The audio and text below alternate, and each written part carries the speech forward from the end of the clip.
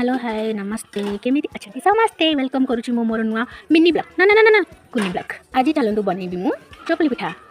Mummy मोर एठी चकली पिठा बनैबाकू से बिरी चाउल सब बतरेकी बाटिकी रखी मु बर्तन गैस लगेली तावा बसैली तावा तातिला ना नहीं केमती जानबी से पानी मारदेली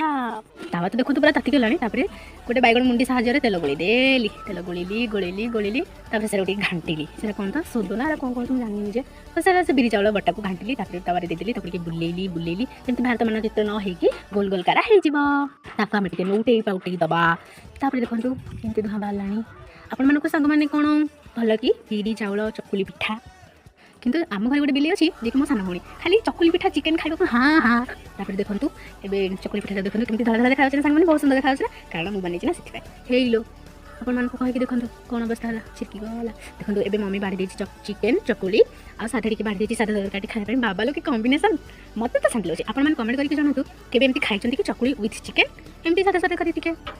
रोजी जय Jagannath thank you for full this watching next देखा नुआ ब्लॉग रे रोजी जय जगन्नाथ।